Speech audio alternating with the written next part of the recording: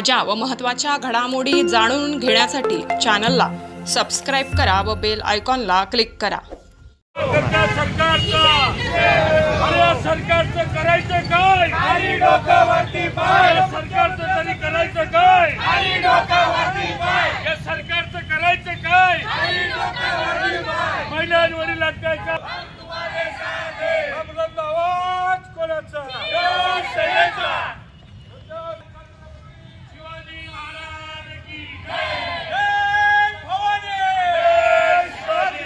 बुलंद आवाज कोणाचा, सेनेचा। आवाज मागे बढ़ो, हम तुम्हारे साथ हैं। नराधमांना फाशी झालीच पाहिजे, नराधमांना फाशी झालीच पाहिजे।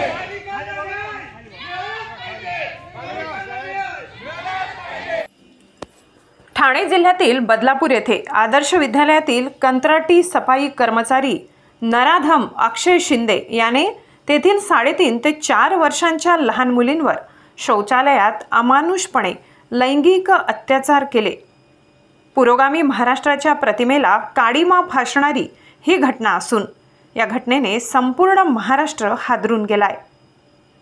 सदर शाळा भारतीय जनता पार्टी पक्षाच्या कार्यकर्त्याच्या व्यवस्थापनाखाली असून अत्याचार झालेल्या चिमुकलींच्या आईवडिलांनी पोलीस ठाण्यात तक्रार केली असता त्यांच्या तक्रारीकडे दुर्लक्ष करत त्यांना 10 ते 12 तास पोलीस स्टेशनमध्ये तिष्ठत ठेवण्यात आले।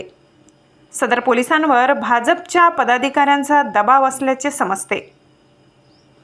लाडकी बहीण योजना राबविण्यापेक्षा सुरक्षित बहीण योजना राबवून या चिमुकल्यांना न्याय मिळायलाच पाहिजे।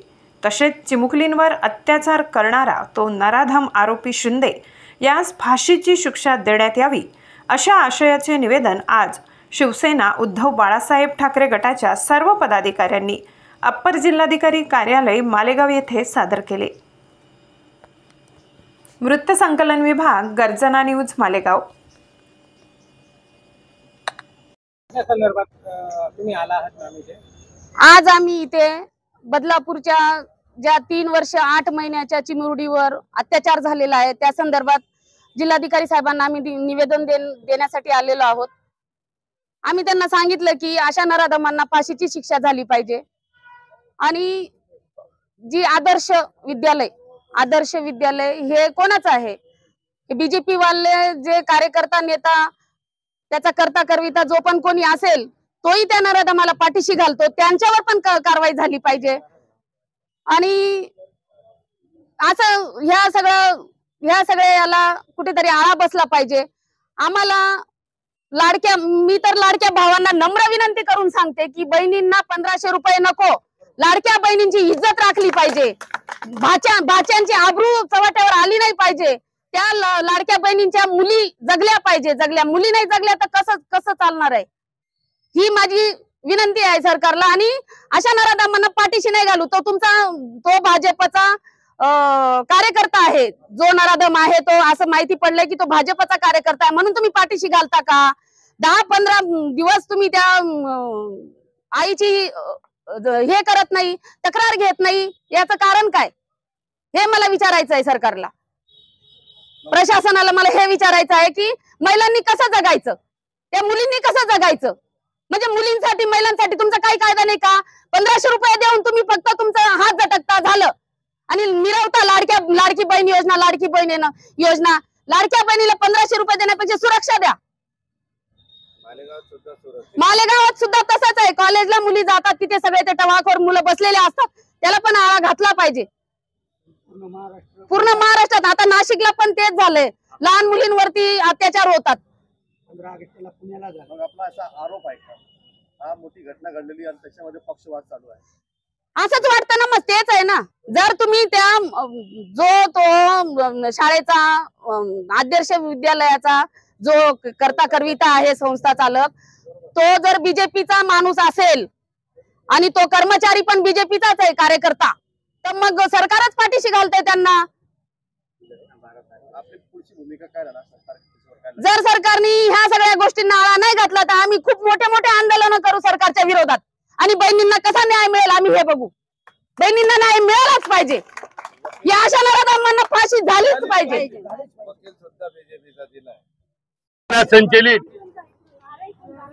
महिला आघाडीच्या वतीने अप्पर जिल्हाधिकारी कार्यालयावर आज आम्ही या ठिकाणी आलो।